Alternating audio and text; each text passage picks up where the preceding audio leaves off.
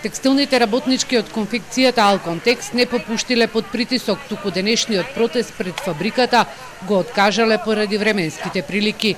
Протестот на 50 работници ќе продолжи наредната недела.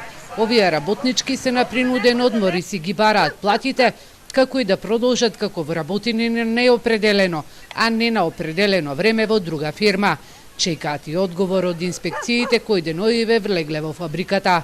Сега останува на институциите да ја решат работата, да ги проверат фирмите, сметките и да дадат заклучок, па да видиме што понатаму. Сите сме во исчекување.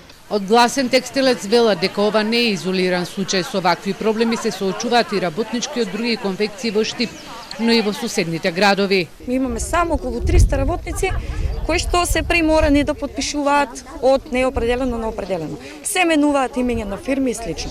Значи збориме за градовите Штип, Кочани, Пробиштип, дека имаме веќе над 300 работници кои што се оштетени на овој начин. Текстилните работнички добија поддршка од Конфедерацијата на слободни синдикати и Хелсиншкиот комитет за човекови права.